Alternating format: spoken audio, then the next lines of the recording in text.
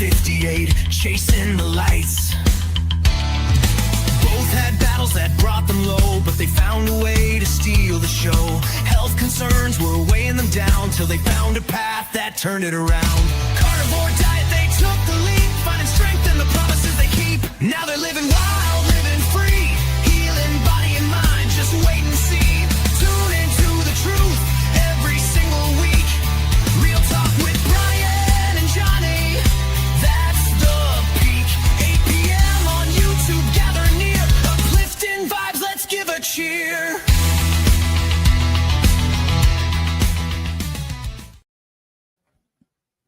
All right. Hello, everybody. I'm Brian.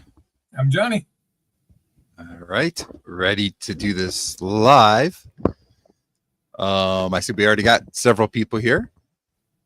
So we'll say hi to some people here in the chat here real quick first, and then I'll give a quick update on how I'm doing. Paul is here. Hello. Somebody has to be first. It's Paul. It's Paul.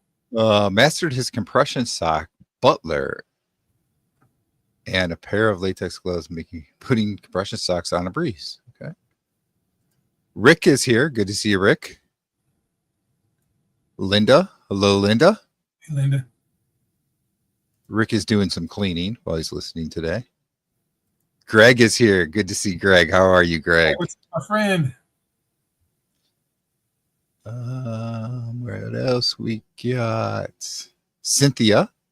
Hey, Cynthia. So Brian is now Bran. What did I do? I probably misspelled it on my thing. Oh, okay. I left out an eye. Like, oh. Those eyes are over. All right.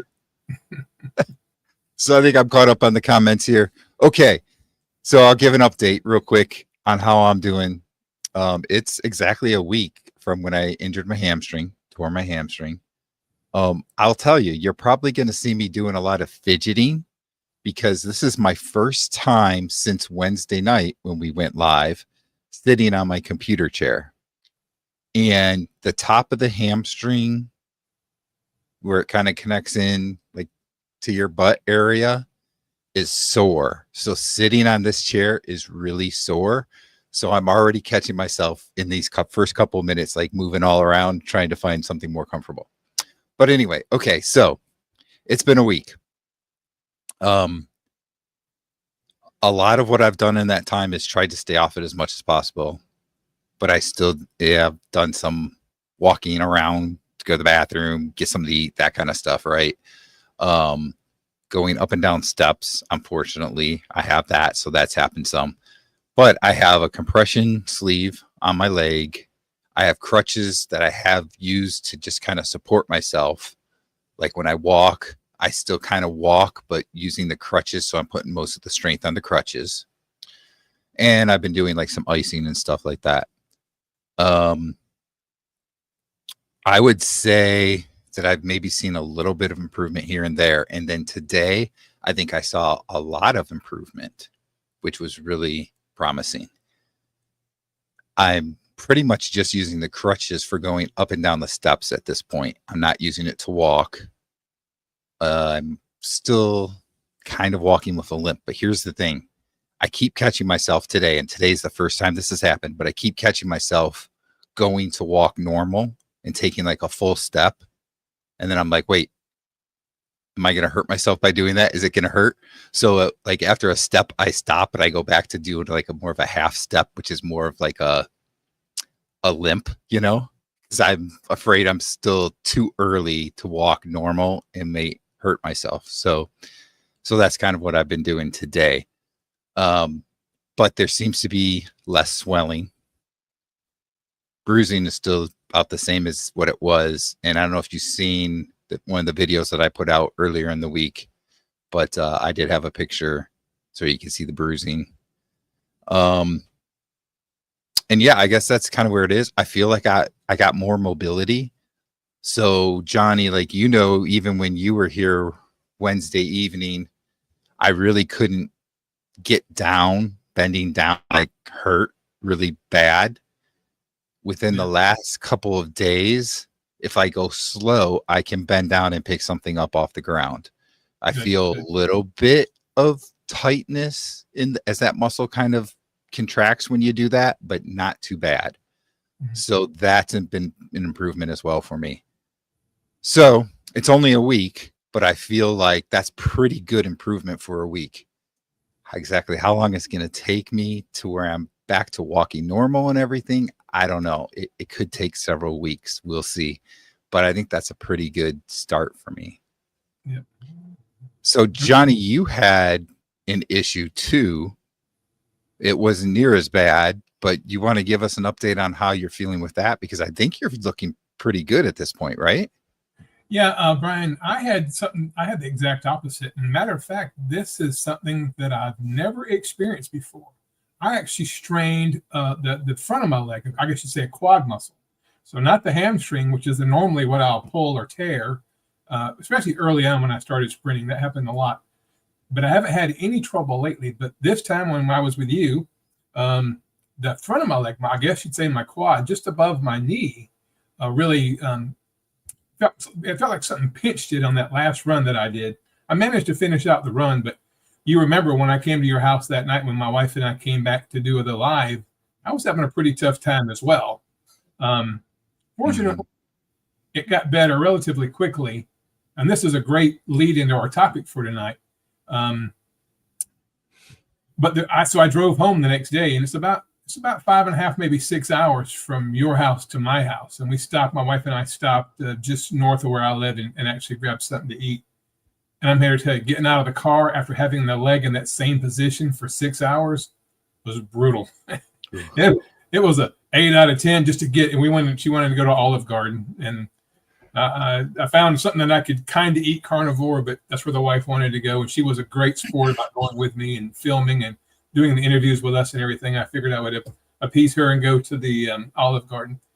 And we parked relatively close to the door, and good thing, because my goodness.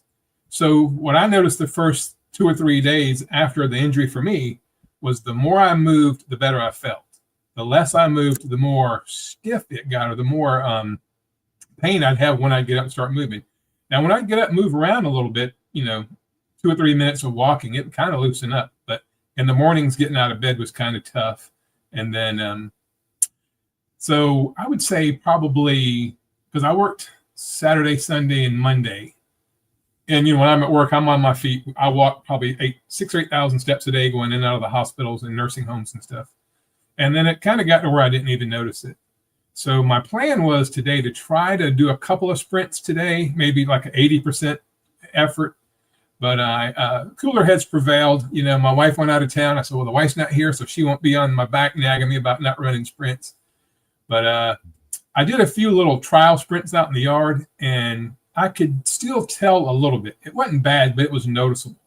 And I said, if I hurt this thing, it'll be that much longer before I can sprint. And I'm really looking forward to doing some more. The weather's getting ready to turn. I don't know how long I'll be doing sprints. If it's 25 or 30 degrees outside, I don't know if I'll be doing a lot of sprints, in that weather, because I think that's when you have a better opportunity to get injured, is when your muscles are very cold. So I ended up just doing an upper body workout today. I just put out a video. It actually just went out a couple hours ago. And so I did an upper body workout today, and then I went and played 18 holes of golf. So still pretty active, but I didn't do any sprints today. Okay. Well, I thought I saw, and I didn't get a chance to actually watch the video, but I thought I saw, it might have been a short that you did about the podcast for tonight, where it looked like you were golfing. So I figured you were doing much better than at least you were Wednesday night, which is good.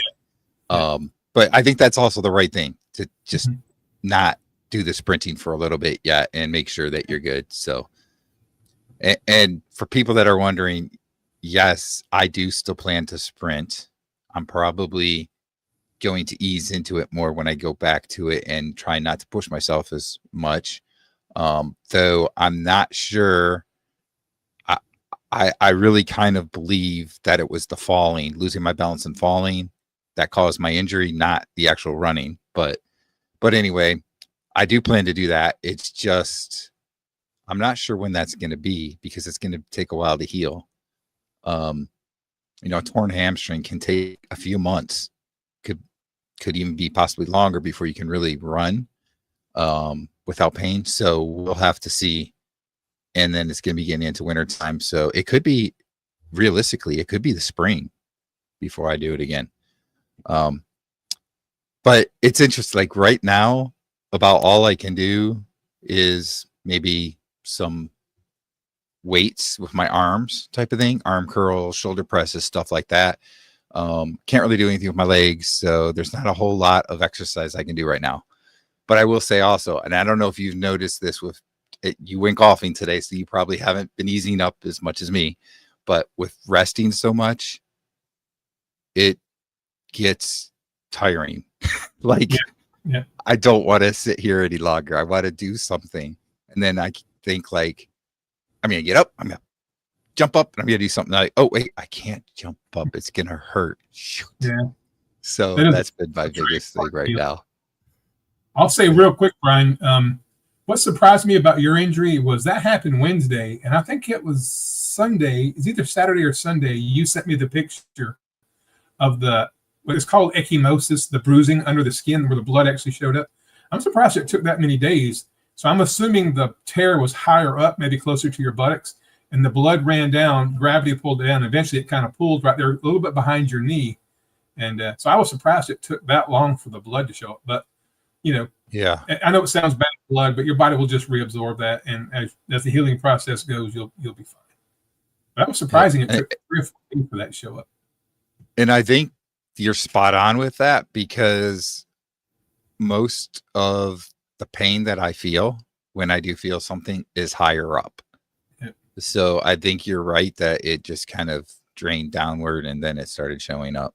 The interesting thing is like where that bruising is. If I kind of push on it, maybe there's just a light little bit, but there's not much that I feel from it.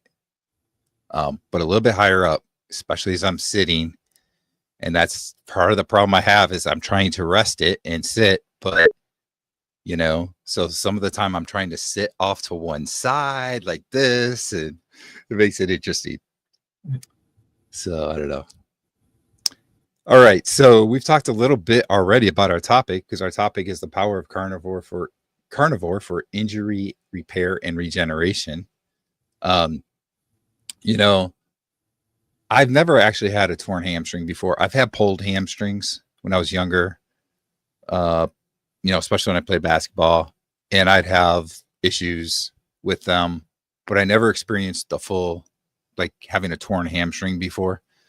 But from everything I've read, it seems like I'm recovering faster than what you normally see for a torn hamstring. I know it's still just been a week, but it seems like you don't really start to get a lot of mobility back, where I kind of feel like I probably could walk normal. It might hurt a little, but I could walk normal, and that doesn't seem like that's a normal trend. So I do think that carnivore makes a big difference in recovery, and I'm probably recovering a lot faster than most people would at my age, especially the age of 51. Yeah. So there's a lot of comments just going back and forth about people. It's nice to see Greg out there. Yeah. So I think that's where a lot of discussion is going. Yeah. I do have the thing up on the screen here so everybody can see the comments. It shows like 3 or 4 comments at a time. So that's pretty cool in case you're on a different channel, since we have both of our channels going. Also a reminder for everybody, if you have any questions for us, put a large Q, capital Q at the front so that we can easily see the question and be able to answer that. And let's see, so you mentioned before to me when we were talking that when you first started sprinting, you did have some issues here and there. And that was when you already had started carnivore, right? Yeah. So you have more experiences with a bit of a quicker recovery with carnivore too. Why don't you tell us a little bit about those when you first started sprinting? Yeah. The first 4 or 5 times I would go and try to sprint, I would do static stretches where you just kind of lean over and stretch those hamstrings and stand in one spot, which I've since learned that's not the correct way to warm up for explosive exercise.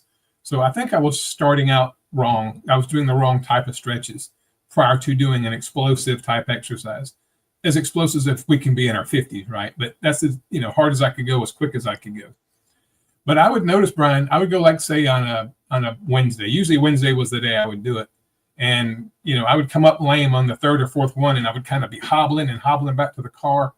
And usually by Saturday, it would be pretty well manageable. I don't think I missed any work because of a pulled hamstring. And this was consecutive. And I finally started running longer distances. And I think that helped. And the reason I say that is because when you run those short distances, you can go as hard as you can go for, me and you were doing basically 4-second runs the other day, right? For 4 seconds, you can go all out.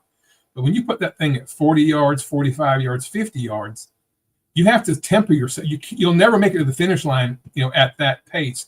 So as I did longer sprints, I think I was taking a little bit of the explosiveness, I don't know how we say that, out so that I could get to the other end and not be completely exhausted. And I think that really helped with the injury. I think doing those short explosive things with improper warm up, still out of shape, having not done it for many years, was part of the problem. But to your point, and back then I was dialed in. My carnivore diet was absolutely positively dialed in. Sunshine, grounding, beef, butter, bacon, eggs, great night's sleep. And I was having recovery, and I was 56 at the time. I was having recovery much, much faster than anyone would think, And so I did a little research today, Brian, and this kind of goes without saying. So obviously you guys know I work on an ambulance. I take people from the hospital. One of the things we do is we take people from the hospital to rehabilitation.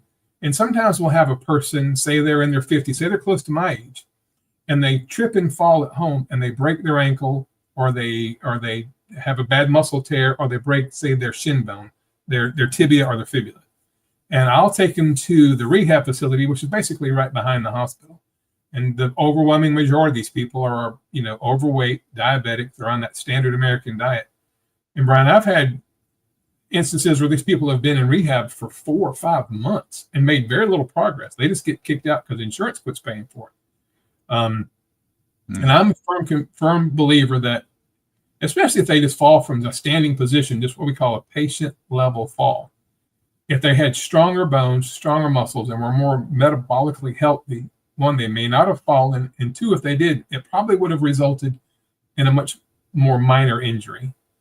You think about it. Somebody that's diabetic, somebody who's like, say, type 2 diabetic, they have a sore on their foot or on their leg, it won't heal for a year. I mean, there's just no good circulation going to those areas. So the inverse has to be true as well, right? If you're very metabolically healthy, your mitochondria and your cells, your muscles, everything is healthy, then your blood flow to those areas is going to be better. And blood flow to those areas is what you need. That's how your body repairs itself. So I asked ChatGPT about this earlier today, and it said basically increased protein. If you're on, I didn't say carnivore diet, I said low carb diet, just kind of get around ChatGPT's bias, if you will. And I was surprised. It said animal protein is best. You need to double whatever your protein intake was before. And it was kind of surprising it said that, because who knows what somebody's normal protein intake is. Basically it said double it, 1.5 to 2 grams of protein per kilogram of body weight, not ideal body weight. So basically it said increase animal protein intake to speed healing. And that was right off ChatGPT. So that was kind of surprising, but it goes along with what you and I and probably everybody in our audience would suspect, right? Yeah. I was doing some research too about, how the whole process works, like through your getting nutrients through your blood vessels and so forth when you have an injury. And I had never really looked that stuff up before. And it was interesting to see just how your body knows how to repair itself, basically, right? Like it says that your body literally opens up the blood vessels bigger so that you get more nutrients going through them to repair the cells and the tendons and so forth that you've injured. So I thought that was really interesting. And that does bring up a point. I think I was thinking a little bit about this. When you are trying to recover from an injury, like I am right now, you do need that nutrition. So I'm actually thinking like maybe I need to increase a little bit how much I'm eating right now, and definitely not do any fasting other than like if I'm only eating once or twice a day, that's fine. I know the day that we worked out last week, boy, when we worked out, I was over 24 hours without eating at that point. So I was probably really needed nutrients. And I ended up eating, I think I ate twice that. No, it was just the once. I just that one time that day. But then the next day I ate twice. I think I've been pretty much twice ever since then. And that's probably a good thing because I'm making sure I'm getting more nutrients into my body to help with the recovery. So, I don't know if you've been keeping up with the comments in here, but let me go back and see if I can find. Yeah, here we go. This is interesting. So Bill got bit by something, and he said later that he still doesn't know what it was he got bit by, but he had basically an allergic reaction to it and had to go to the ER. So he had swelling and everything, and they gave him an EpiPen shot. And he said actually along with other shots, it was around 7:45 p.m. He was at the ER by 8:30. And then by 6 a.m. the next morning, he seemed fine. Yeah. So I'm glad he recovered pretty quickly. Oh, But yeah. that's interesting, scary. Like, I wonder what he was bit by. Maybe a type of spider or something. Well, Brian, the sickest I have ever been in my life, the time that I really thought I was going to die. I even called my wife and told her goodbye. I got bit by a brown recluse Ooh. spider. They're real common in North Carolina. Probably have them in Virginia too, but they're very common down here. Yeah. I was out pressure washing the house, 4th of July, probably 4 or 5 years ago, and I was barefoot because I've always enjoyed grounding. And when you get bit by a brown recluse, there's no immediate pain. It's a very minor thing. You might feel like something crawled across you, but there's no pain. But they inject poison into you. And I left out that day. I had a long trip to do, and I was driving an 18-wheeler at the time. And I got to near Wilmington, North Carolina, and I have never been so sick. I mean, I was just flush. Felt like I was passing out. I was extremely nauseous. And I looked down, and my leg, I got bit on the top of the foot by the spider, and all the way up to my knee was beet red. It just looked, and I ended up putting ice on it. I didn't know. And I had this feel, but there's a saying we say in medicine called impending doom. When a person's getting ready to die, 9 times out of 10, they know they're getting ready to die. And I had that impending doom feeling. So I called my wife and told her goodbye and told her where my truck would be parked and come get my body. I've never been so sick. And I've had people that I've known in my line of work that have been bitten by a brown recluse and had to have skin grafts, and actually had to have, one guy had to have 2 fingers amputated. A friend of mine in high school had to have skin grafts on his leg from a brown recluse. So I don't know if Bill got bit by a brown recluse, but I know it's a much more serious bite than any of the other venomous spiders that we have in the Southeast. And I recovered. I was fine 2 days later, but I thought I was dying. I have never felt so bad. And that my leg stayed red for about a month. I kept putting ice on it. I went on UD and did all the studying I could do on how to recover from it. But that was so now I'm very, very conscientious when I'm out walking in the grass looking for those brown recluse spiders. That was miserable. Anyway, long answer. Yeah, no, that's good. Yeah, Bill says he's not sure. He thinks maybe it was a moth or something. He got bit on the head. Didn't have any marks, so no bite marks. Like, that's interesting. Yeah, I don't know. That's actually scary stuff. I wonder if Bill being I wonder if Bill being a carnivore, if he were doing a standard American diet and very unhealthy, would it have been much worse than it was? Kind of tying into our topic. Yeah. I'm thinking it probably would be. That's like I'm thinking with my hamstring. Like, the interesting thing is, and I think we talked about this Wednesday, as well. Before I went on carnivore, I used to have so many problems with like the top of my foot, my ankles, my knees, where they just swell up and so forth. And when I fell and everything, and then I wasn't really putting any pressure on that leg, nothing happened to like my ankles or anything. Like there's been no swelling in the week since then anywhere. I'm putting a lot more pressure onto my left foot than I normally would, and nothing is happening, which is another good sign for carnivore, helping to get rid of inflammation in your body that I would have probably had. Like, I can't imagine if I would have fallen and I wasn't on carnivore, how much worse it would have felt me and what else I might have hurt other than just my hamstring, And yeah, I don't know. Like I said, it seems from everything I'm reading for a torn hamstring, I am recovering better than most people do at this point. It's still early stages, but I should find that picture. For anybody that hasn't seen it, I should actually put it in here because it's pretty interesting. If I can figure out how to share, where do I go to share? Oh, right here? Yeah, right here. All right. Let's see. And I got to tell you, though, I was looking at pictures online from other people that have torn hamstrings, and there are some that, they look awful. But mine wasn't just like a little tear. I can tell you that much. It was a pretty significant tear because there were definitely a lot of symptoms and stuff that fit more of a significant tear, and the bruising as well. And of course, I can't find it on my computer. Here we go. I think it's in here. Yeah, here we go. Okay. And it's actually a little bit bigger than this right now. Wow. So you can see where it's really wide there.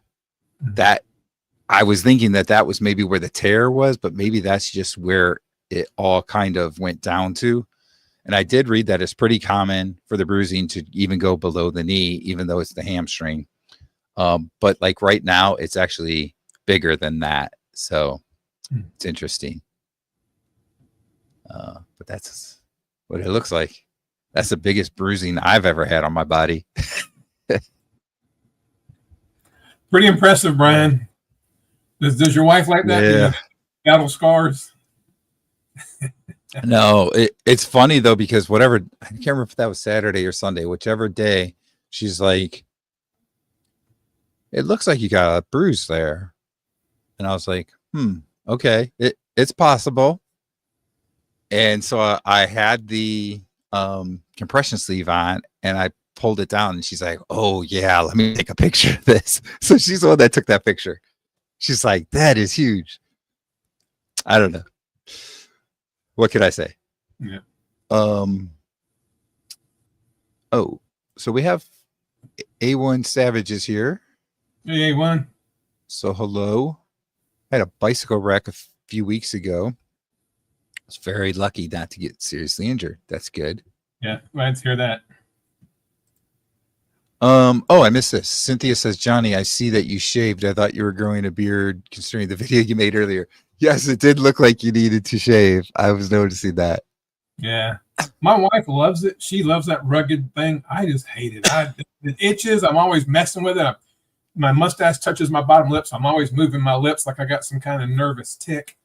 So yeah, I shaved it off. The wife had to go out of town. We had one of my daughters, her husband's grandfather passed away kind of suddenly, and they have two small children. So my wife left out this morning to go to Atlanta to kind of babysit so that my daughter and her husband could go to the funeral without taking the two little ones. So she's gonna be gone for a couple of days, and I said, you know what, while she's gone, I'm going to shave it off, and when she comes back, it'll be over with. Because she would prefer to me wear that, maybe not all that grunge on my neck, but maybe have it a little more trimmed or whatever. But I'm not a fan. I play on it at night. It's prickly. Anyway, I'm just a big wuss. So it's gone. I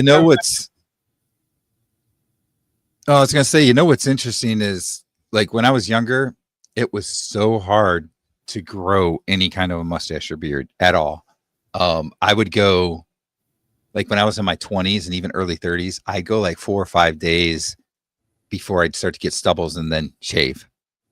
Now that I've been carnivore, it's either every other day or every day I am shaving. I keep this little bit here in the mustache and beard here, this little bit in the chin, but everything else I shave. And most of the time it is like every day. And it's weird, like how that has changed just from eating carnivore. The other things, you can't really notice my hair that much because I got this receding hairline, I guess, but I haven't cut my hair in a while. And you know what? I don't know how people do it. I don't know how you have longer hair like that, Johnny. And it's not like you got longer hair, but it's longer than me. Like It is so hot. And at night, like on the pillow, it's really hot on the pillow. So I don't know. I told my daughter who's getting married in the spring that I would grow it out and see what it looked like and let her decide if she liked it out more or if she wanted me to shave it again. But it's really annoying me. And it's funny because I see myself on camera here and it's like, oh my gosh, I got this receding hairline. It doesn't look like I have anything, but I really do.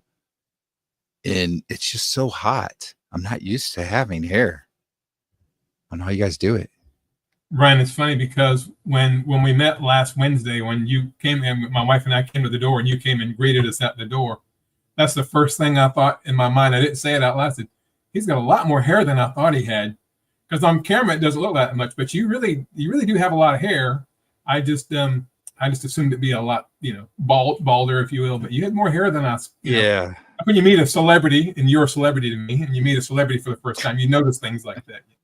I was trying not to fanboy you too much.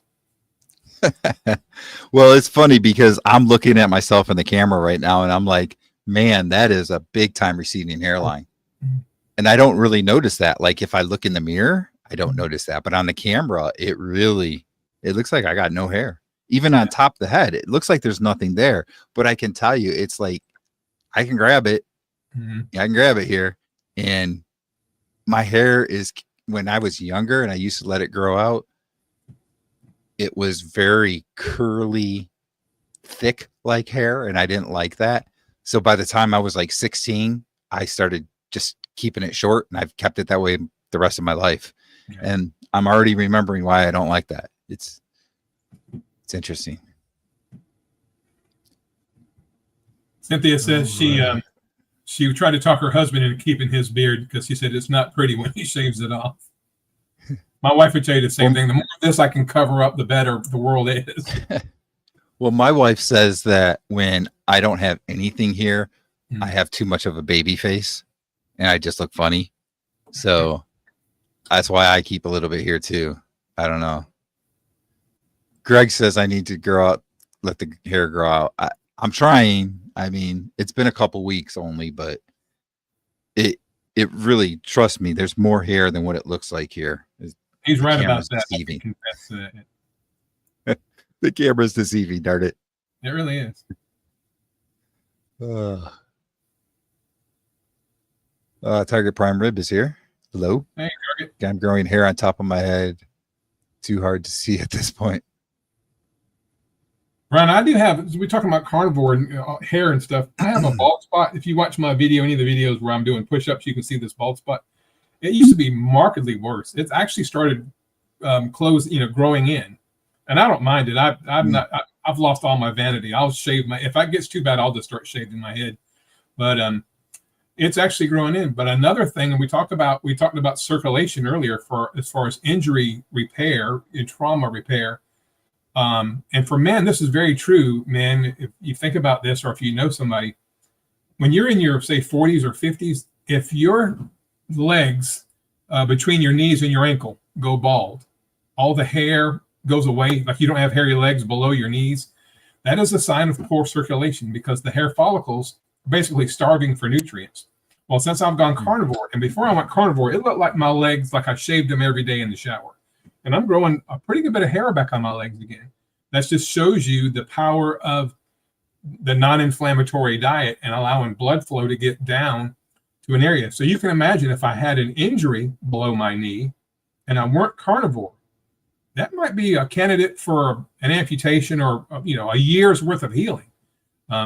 But now, because I'm growing a pretty good bit of hair on my legs, I used to have very hairy legs, and like I say, it just went away. And now I feel like if I do have an ankle injury, a foot injury, or a lower leg injury, I would have a much better chance of recuperating from that than before, when there was no hair growing down there because the blood flow down there was so restricted from, inflammatory stuff in my veins and arteries.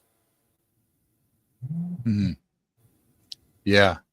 I've heard a lot of people talk about that too, where they've maybe not necessarily if they were bald getting hair back, but just if they were thinning, they get hair back. And I've also heard that about the legs as well. Yeah. There's a question here for you. How is the sprinting going? I've taken a month off, but dropping the hammer again tomorrow. So how's the sprinting going for you, Johnny? I know you talked a little bit about it already. Well, A1 Savage, A number one Savage. As it turns out, you probably didn't see mine and Brian's live stream last week, or maybe my video. I drove to Virginia. My wife and I went to Virginia to Brian's house last week, and we did the Carnivore, the Real Talk with Brian and Johnny live together.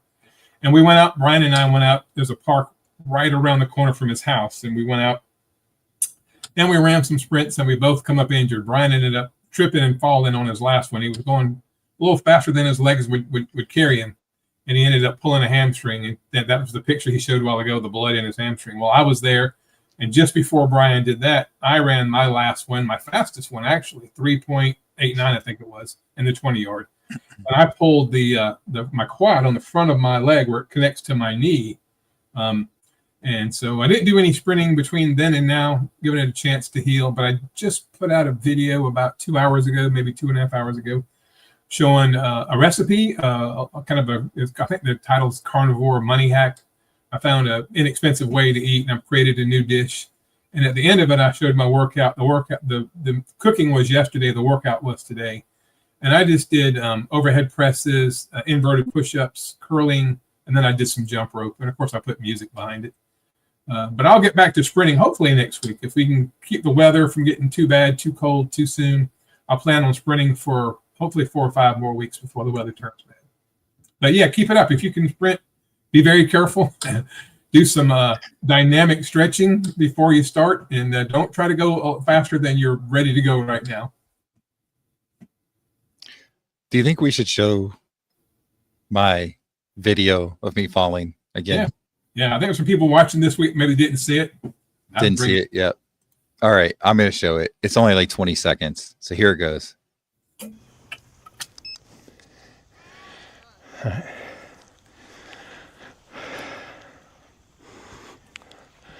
All right, Brian, are you ready? Yeah. On your mark, get set, go. Good job, good job. Push, push, push, go, go, go, go, go.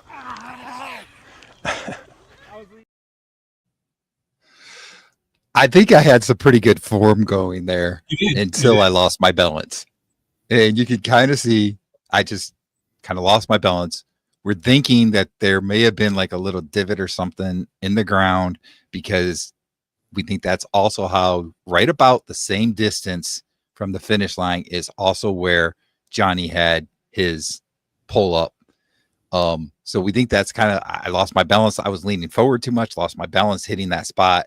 And then I went down, and, I don't know, probably with going down is what caused it. I do know that, like, as I went to get back up, there was something with my hamstring. So, anyway, that's what happened.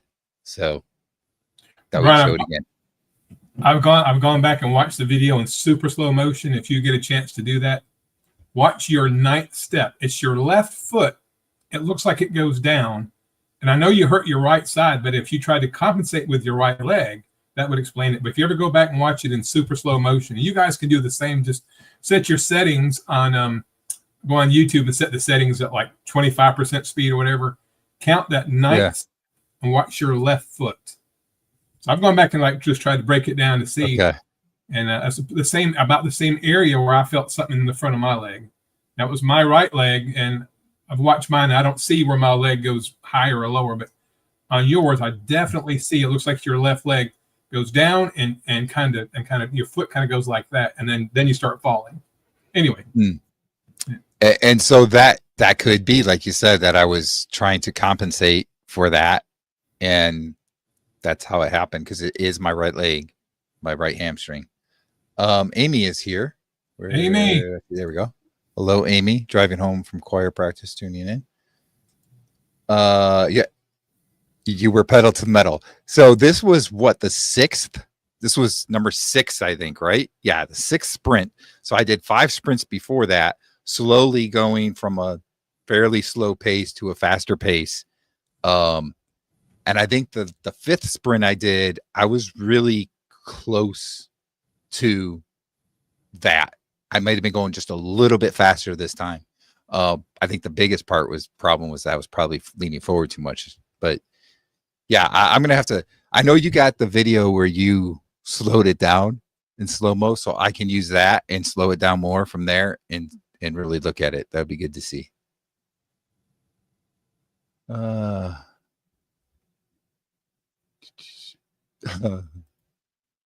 You did better than I would. I run like a housewife in Tom and Jerry Seen a Mouse. I gotta tell you, I was even saying before we started, Johnny, I was saying like, this is gonna be funny. I'm gonna look weird because I haven't sprinted. It was like, when I look back at it, it's been like 35 years since I ran sprints, like when I was in high school playing basketball, right? So I haven't sprinted in that kind of time. And I was really surprised that I was doing as well as I was. I thought 51-year-old fat man, old man, it was going to look really funny. It didn't look as bad as I thought it was going to. I actually looked like I knew what I was doing out there. Yeah. If we would have just stopped after that 5th one, I mean, I hate that. But yeah, you did, Brian. I think I said this last week, and I'll just reiterate it again for people that didn't see it. My fastest time was basically a 3.9. Brian was a 4.4, so only a half a second. Think about how long a second is. Cut that in half. I've been sprinting consistently for 2 years. That was Brian's first time, and he was only a half a second off me. And Brian and I agreed that had he not fallen, he was probably on pace for a 4.1 or 4.1 or 4.2, which would have put him only 0.3 behind me. And I've been sprinting religiously for 2 years. Even when I fell off the diet, even when I've had problems sticking to the diet, I have continued to sprint because I love it so much. Maybe it's, because I'm tall with my longer legs. I don't know. Because, I mean, I've never been considered a fast person. Like when I was in high school, I was not that fast. I actually ran cross country in middle school. I wasn't that good at that either. But, yeah, that wasn't really sprinting. It's funny because, that's more of your long distance running. It was middle school, so it was like 2 miles. It wasn't, occasionally there was like a big event where we had a 4-mile run, but it wasn't like it was anything really big. But there would be these people that would just sprint past you running really fast. And I'm going my slow, like cartoon slow motion. And then like 5 minutes later, they're walking slowly, completely out of breath, and I pass them up.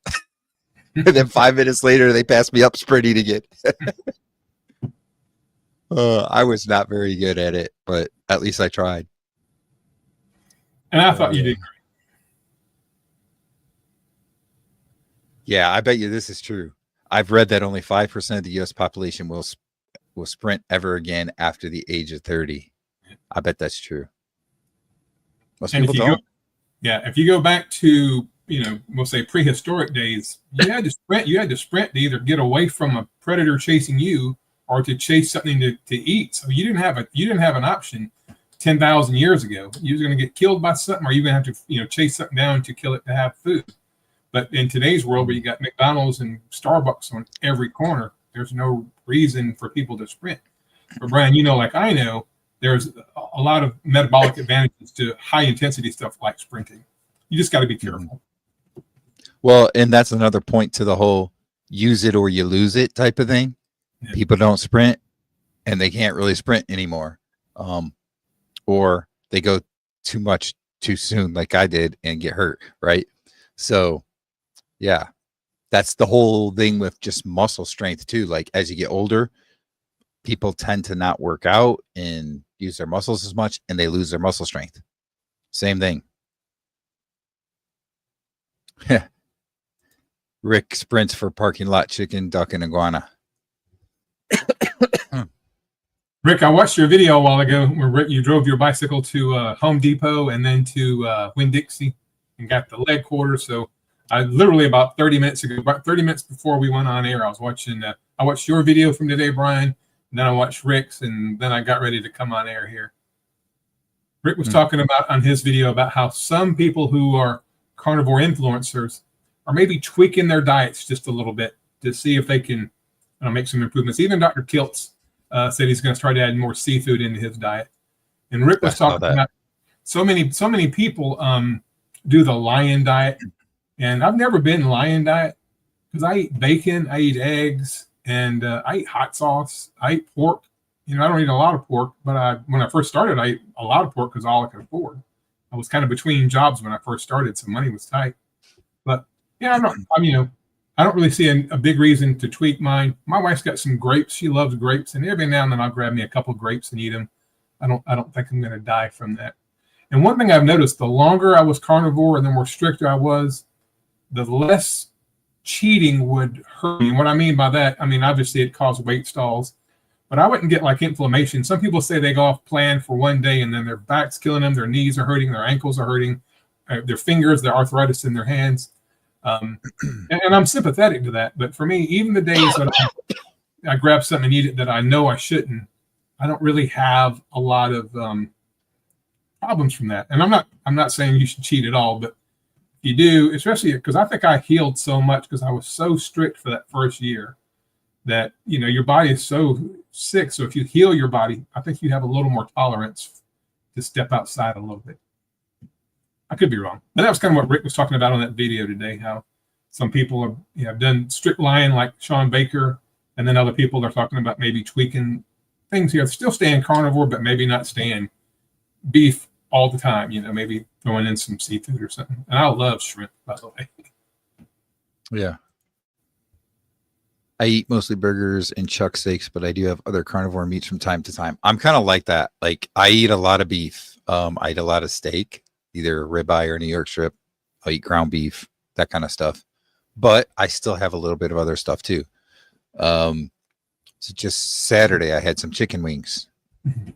So, sample something else I'd eat. And sometimes I have some kind of pork, whatever, bacon or, I've done like pulled pork on the smoker, that kind of stuff. So I do have seafood sometimes. So I don't just have beef, but that is probably the primary thing I eat most of the time. Yeah. And I do feel best when I eat that. But yeah, I've never really tried to limit myself to different restrictions within carnivore, like just lion diet or even beef, butter, bacon, and eggs. If I say I'm going to do that, then there's going to be a time I'm going to have some shrimp or something, and then I'm not doing it, right? So I've never really tried to do that. I just, whatever I'm wanting at that time, I eat it, Yep.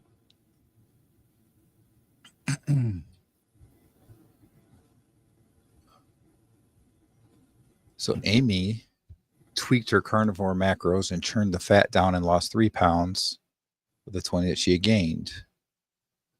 No way will I increase my carbs, just not eating as much fat. Yep. That's good.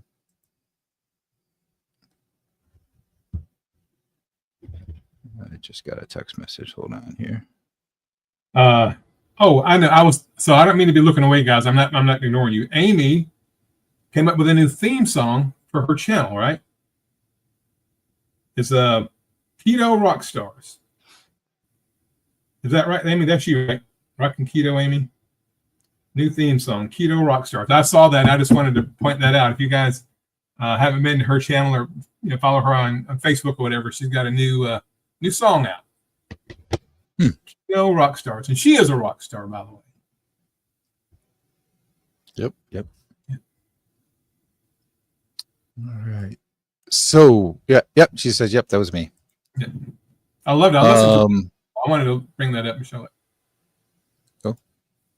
So you mentioned that I had a video out earlier today, and I was thinking maybe next week our topic could be something along the lines of, since we're getting close to Halloween and what you can do for trick-or-treaters outside of giving them candy. And I think we could come up with some good ideas. I think everybody that's watching the show and commenting can throw in ideas and so forth. So I think that would be a cool topic that we could do next week. That way it's like a couple weeks right before, week and a half or whatever it is, right before Halloween. Maybe it's 2 weeks, whatever it is. You know, give everybody some time to come up with some cool ideas. So I think that would be a good topic. What do you think? It'd be a great topic. I'm just bringing it on you. Yeah, I had a conversation. I can remember it was last year, or year before last. You remember Carnivore Soldier? Yep. He was living down in Texas, and he was talking about that. We were having a conversation on one of the, I think it was a Carnivore Roundtable that I was on with John and everybody. And he said something about that, the different things that you could do where you can still participate and hand the kids something in your neighborhood. We got a lot of kids in our neighborhood. So that was a great topic. So I think that's on point, especially right now, this close to Halloween. What can we do to still participate in the fun for the kids and everything, be a part of it, but not be handing out poison to these children like everybody else is. Yeah. All right. So I think we got our topic already for next week, guys. This is the first. We've never had it before finishing our previous live stream. So be on the lookout for that and think of ideas of good things. They could be things, even doesn't have to be food, things you make or something or whatever. So think of those things that can help give us ideas next week. Yeah.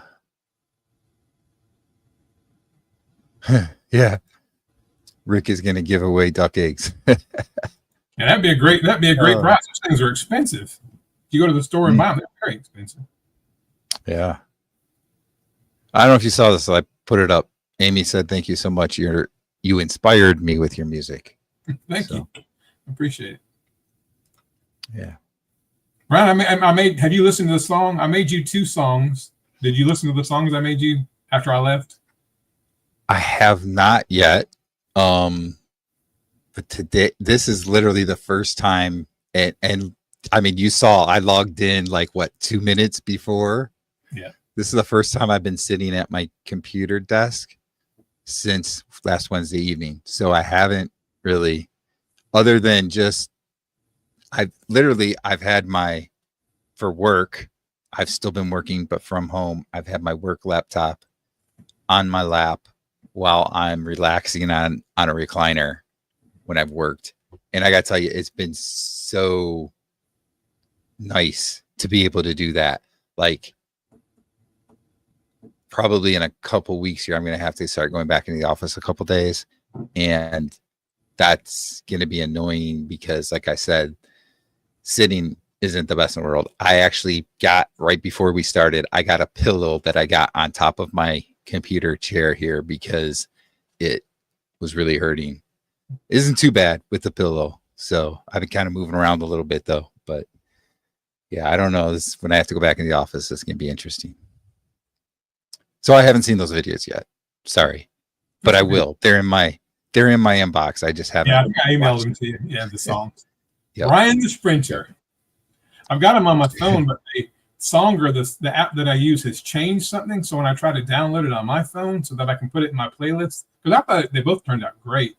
It won't let me save it in my playlist. So I got to go back and figure out what I'm doing wrong. Technology, as you know, is not my strong suit, but yeah, I thought those 2 songs worked out pretty good. I made one that was kind of a rock thing, and then I made one that was a reggae thing, and they both turned out really good. I hope you get a chance maybe to use them in a video one day or something. That'd be kind of cool. Yeah, it might be a few months at this point, but yeah. All right.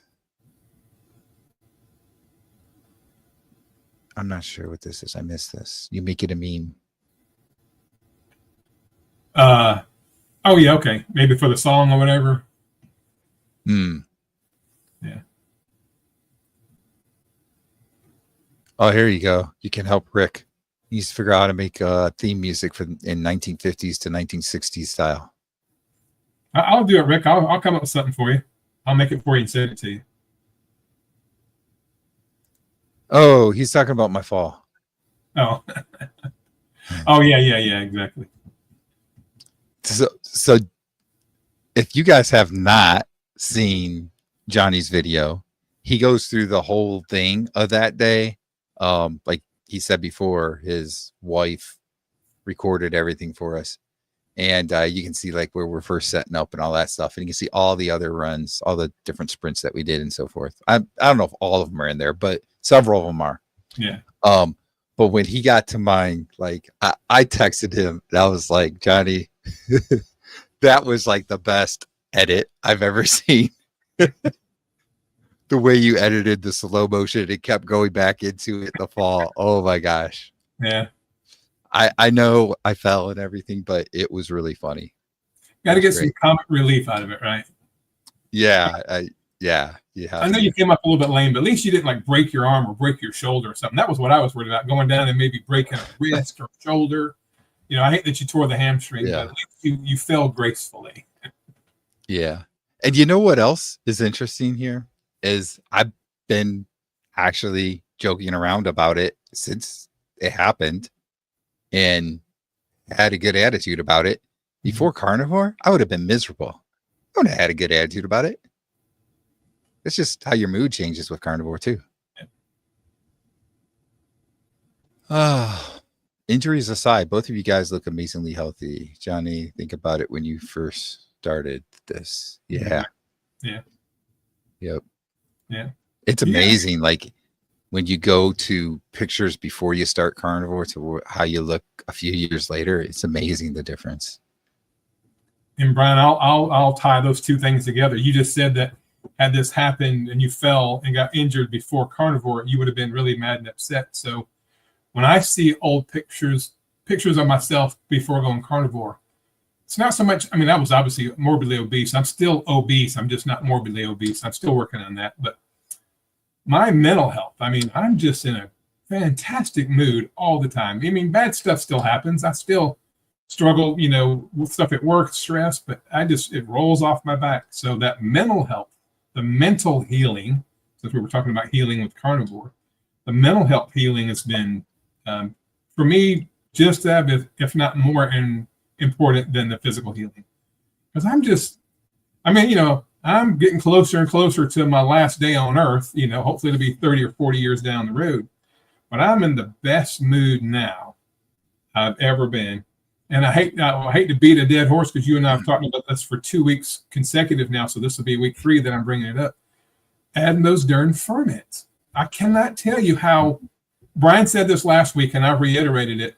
When you're doing Carnivore and you're doing well and like the exercise and everything, you think that's as good as you could ever feel because it's better than you've ever felt. But you add just a pinch of ferment, some sauerkraut, some kefir, some live active culture yogurt, just a little bit with your meals, and man, it levels you up to a new level. And I've been doing that consistently, and I'm just always in a good mood. I'm very appreciative of everybody that watches us or watches me. If you ever notice my comments on anybody else's videos or anybody else's YouTube, I try to lift them up. I'm inspired by everybody in this community, and so.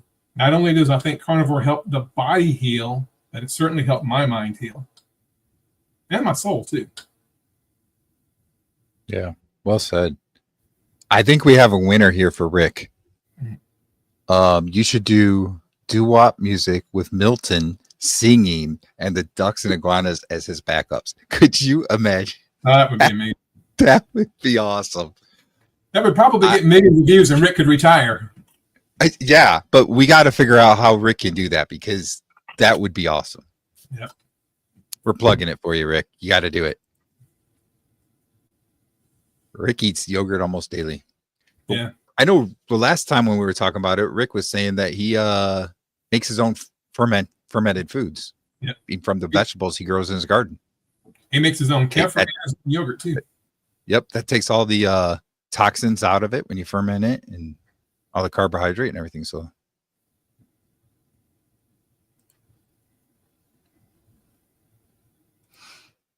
I feel much better. I still have some depression issues, but nothing like before. My depression is mostly activated if I feel ignored, which is less often now.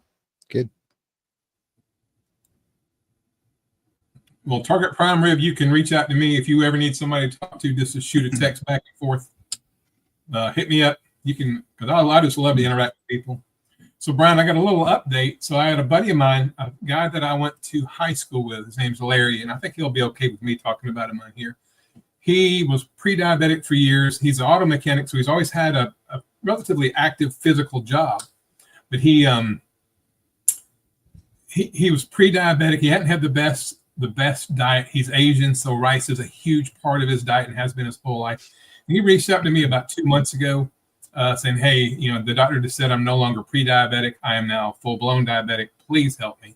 So I've directed him to all the doctors. I've given him all the advice I can give him, and I text him 3 or 4 times a week, just trying to encourage him.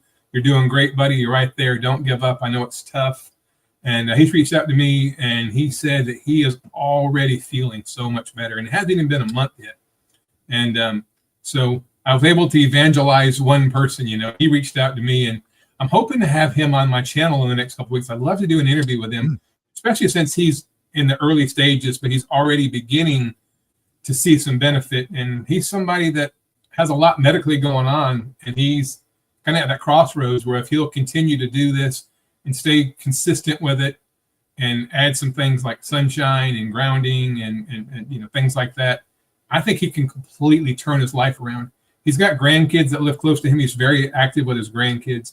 And the biggest thing I want for him is to be able to play with those grandkids for a long time.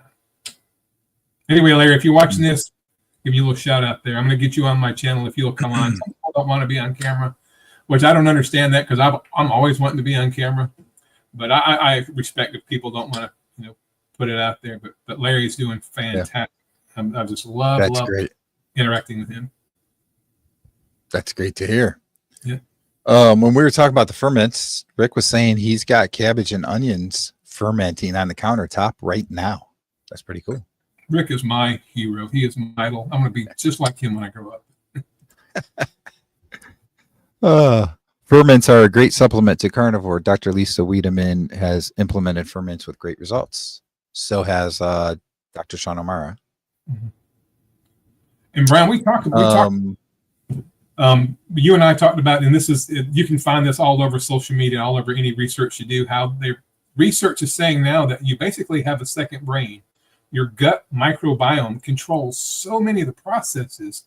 I wonder if adding ferments to the carnivore diet can actually help speed up healing from injury. I mean, it makes perfect sense. If so many hormones and so many chemicals in your body are controlled by the gut microbiome, it only makes sense that adding those ferments, because you feel better with it, I feel better with it, Rick feels better with it. It makes sense that adding ferments would maybe help even speed up, even if it's just a fraction, the healing process, because of how important the microbiome is. Yeah, that's a good one. Hello, it could very well be. Yeah, so the Kingdom Way Keto to Carnivore says hello from Ontario. So hello. Thank you. Good to have you here. Oh, check out this from Rick. Every old timer I knew who lived over 90 ate some kind of fermented foods. A lot of wisdom. A lot of wisdom in that. Yeah. Very, very interesting. All right. So let's see what else we got going on today. Anything else we want to talk about? Well, I don't want to be controversial, Brian, but you said earlier, well, so I know, because I'm really big into fasting, and you did a video about 2 weeks ago about adding fasting, right? And then we talked about how maybe adding extra protein could help heal from this injury. So I asked ChatGPT about an hour or so before you and I went on air here, does fasting improve HGH, which is human growth hormone? And it said yes, and here's the mechanism, blah, blah, blah. And I said, so if somebody has a musculoskeletal injury, would fasting help repair the injury? And it said yes, but not long-term fasting, 24 to 48 hours, especially initially after the injury. So, I mean, HGH, human growth hormone, I mean, that's what helps repair, right? So it almost contradicts itself, except for the fact that if you say if you did OMAD 1 meal a day and you increased your protein at that meal and did the 24-hour fast, you might gain some of the advantage of the increased HGH production in your body, which gets to stem cells, which you know a lot more about than I do. And then adding the extra protein, animal protein, you add all that together, and you might be onto something as far as, because we're going to get hurt, we're going to get injured. You're going to, except Rick's never going to get hurt, but people are going to fall and things are going to happen. If you can use these protocols to speed up the healing process and maybe avoid going to the emergency room or whatever, I don't know.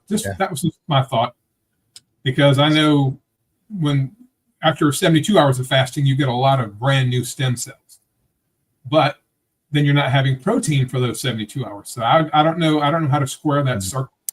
I might go back after we get off and ask Chat GPT, kind of give it, hey, well, this, you said this, and then you said this. How do you make those two things both be true? Unless you're just doing like a 26 or 36 or 24 or 36 hour fast with increased protein, animal protein at the time of feeding. Thoughts? Yeah. So I'm thinking, so maybe the thing to do is to decrease the fat intake a little bit and increase the protein intake and try and stay at 1 meal a day. That'd be an interesting thing. Maybe I should try that, because like I said, I've been kind of eating 2 meals a day here, but I don't know.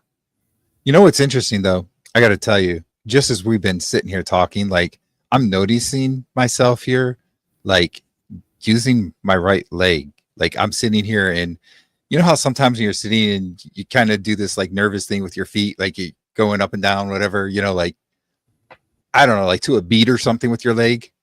I just caught myself doing that. Like I could not do that 2 days ago. Wow. With my right leg. So that was interesting.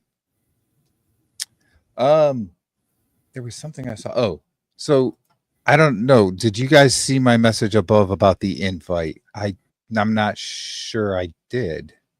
You scroll back up and see it. Is it on it must be on your channel, Brian, maybe. Yeah, I don't see it in the comments here. What was the invite for? I don't see it. Maybe just posted it again. Maybe YouTube is blocking it, or StreamYard, because I don't see anything. Yeah, I don't either. Try it again, Target Prime Rib. Type it in there again if you will. Yeah, we'll definitely talk about it. He said he just posted it again. It's not coming up. What if he has a link? Post a link to something and it blocked it. Maybe. Yeah, I don't know. I'm definitely not seeing it. Yeah, Greg doesn't see it either. Yeah.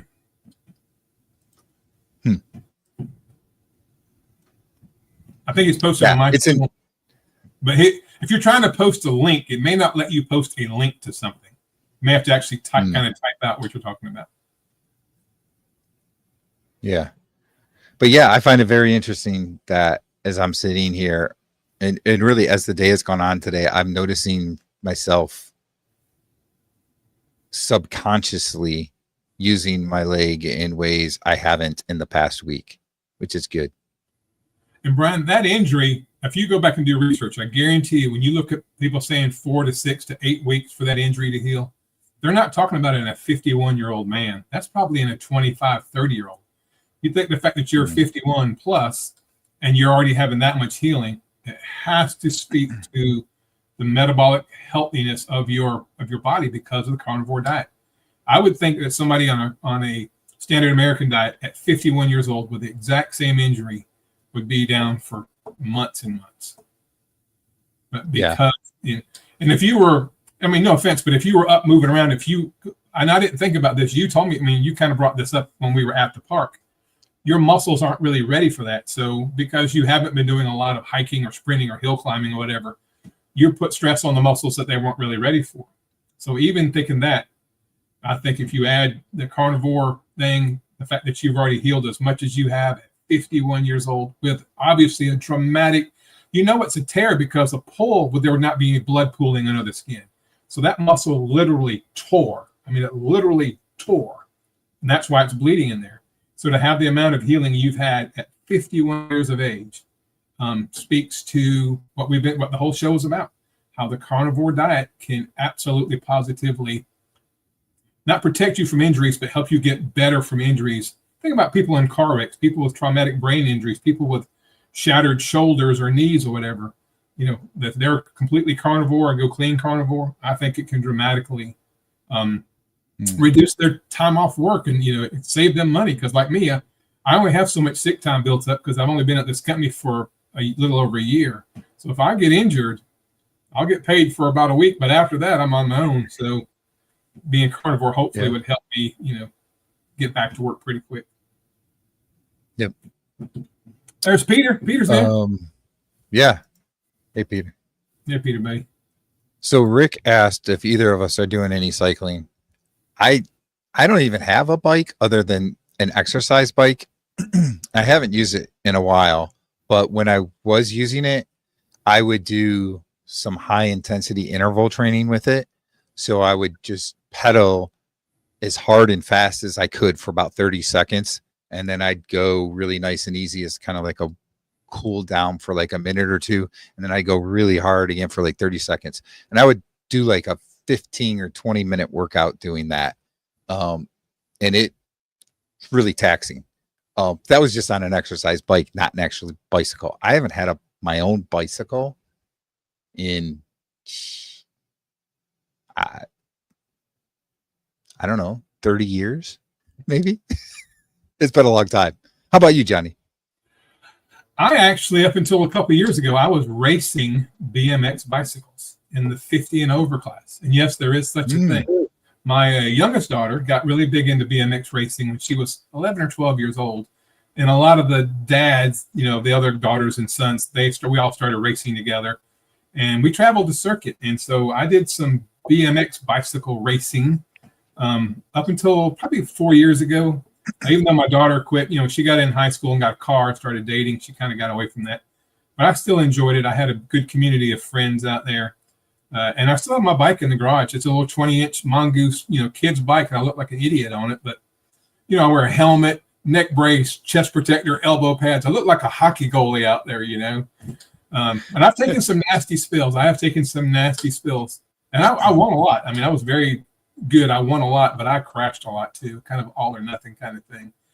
But I have it's kind of a mountain bike / road bike that I bought several years ago at Walmart, actually, for about $160. And I was riding it all the time. My two youngest grandsons came up here and were riding it, and they like to skid the back tire. You know, they'd go real fast down the road and skid the back tire. Well, they finally popped the inner tube and tore the tire up, and I still got to take it and get a new tube and a tire put on there. And then that would be some good content, Rick. I need to do that. I need to have Johnny's ride and talk and kind of compete with you on that. I pulled it out today. I was getting my golf clubs out to go golfing, and I moved the bike, and I said I need to get a tube and a tire on this thing, and I figure some way to mount my camera on there. But great idea, Rick. I'm gonna start doing that probably next week. Get some good content as well. So I got to ask also. Now, Johnny, I know we talked about this when you were here because I was talking about how I had these. Mm-hmm. Anybody else try these? I know my camera's acting weird, but it's Topo Chico. It's flavored sparkling water, but it's the lime flavored one. But anybody try these? They're actually really good and fairly good. You know, there's some ingredients to it, but I have one every once in a while, maybe one every couple days. Pretty good. I know, Johnny, you said that you love them too. I right? do. Yeah, I was buying those, you know, buying by 12-pack, 6-pack, 8-pack, whatever. The same one, the lime one, is my absolute favorite. And I started collecting these aluminum cans everywhere. So I bought me a trash can and put a liner in it, and I've got all those cans crushed. And then for Christmas this last year, my wife bought me a Soda Stream, I don't know if that shows up on there, where you can make your own sparkling water. Now, it came with a syrup container of Diet Coke and Diet Sprite. I just threw those away. So I just get filtered water out of my refrigerator, and then I put this thing up there and I shoot the CO2 in it. So I make my own sparkling water. And then Wendy's, if you go to Wendy's and get burger patties at Wendy's, they have sparkling water on their machine. The brand is AHA, AHA. If you look on the big kiosk where you can get your own soda or whatever. If you look at the little emblem that says AHA sparkling water, they have a lime one and an unflavored one. And so when I go to Wendy's and get burger patties, I usually get me a large sparkling water out of their fountain. And it's just water and bubbles. The lime one has some probably artificial ingredients, much like the Topo Chico. But most of the time now, I've kind of got used to drinking the unflavored, but I do enjoy the lime. That's my favorite. Yeah. I mean, it's good to have something other than water sometimes, right? Just add a little flavor to it. Exactly. So he said he tried to post on both channels several times, no effect. I don't think it's that you made anybody mad, because obviously we're seeing your other posts. Yeah. So I think there must be some kind of a default setting that's keeping a link from being posted or something like that. I don't know. Just it type could be out something with the live stream. Yeah, it could even be just because we're using StreamYard, a third party, service for the live stream. So maybe it's something StreamYard does. I don't know. I wonder if I can even see. I don't even see any settings in here for anything. Just style, but that doesn't. Yeah, it doesn't have anything. I don't know. Rick said Topo Gigio from the Ed Sullivan Show. Rick, I know exactly what you're talking about. Does anybody else out there know what Topo Gigio is from Ed Sullivan? That's probably before your time, Brian. It is. It is. I know. I'm a young 51. Yeah. Says invited us both to his channel to chew the fat. Do you do lives, Prime Rib? I think you do. I think I've seen some of your stuff before, but don't you do lives one day a week and have you like put the link out there where people can come on, they click on the link and come in? Well, I mean, one thing you can do is email us. Yeah. If you go to, I'm pretty sure John uses the same way, but if you go to my YouTube channel and go to the About or somewhere in there, there's an option for an email address that you can click up and it will show you my email address and you can email me and send the link that way. So yes, Tuesday and Saturday he does lives. Yeah, I thought so. And I think he puts the link out there where pretty much anybody can. There's my email right there. Anybody feel free to capture that email and you can email me about anything, anytime. I love to communicate. But I think he has his show, then he puts the link out and then, he'll have like up to 6 or 8 people or whatever. And you just click on the link and then go push you in the backstage. Then eventually he'll bring you on. Yeah, thanks for that, man. I'd love to come on and meet your audience as well. Probably have a lot of overlap in the audience, but it'd be nice to come on there and share your time with you as well. Yeah, that would be fun. Right.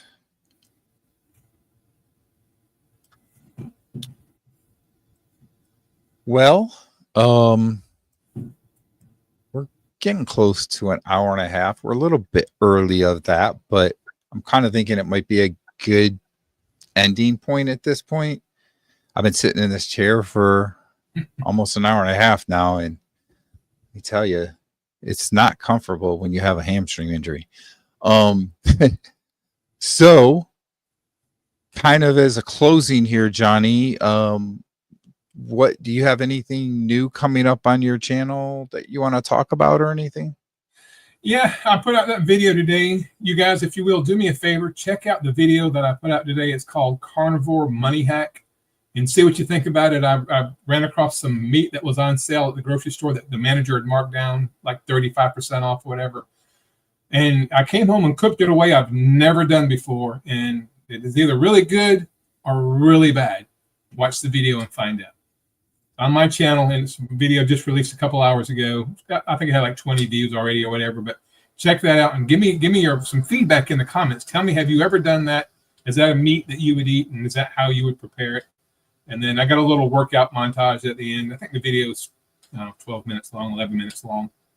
And you can see the workout I did because I couldn't do sprints, I did a little upper body thing. And I did do some jump rope at the end, and I put some reggae music behind it today. I love that reggae.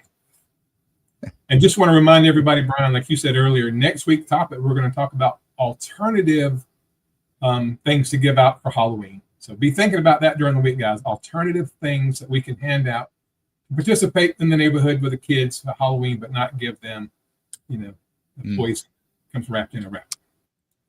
Yep. Now, Rick says, try sitting on couch for hours doing a live stream. At least Rick is hurt. So, but yeah, I get that. There's no way right now I could sit there for hours. I'd have to get up for a while. I'd have to probably stand up for a while and talk for like 5-10 minutes standing. So, something like that, because yeah, it's funny. You just don't realize how much you use your hamstring until you've really hurt it. Like, I've pulled my hamstring before and had it be sore and so forth, but nothing like a tear. Like, everything you do, bending over, up and down the steps, walking, jumping, running, sitting. You're just with sitting, it gets sore after so long. It's just everything you do, your hamstrings affected. It's crazy.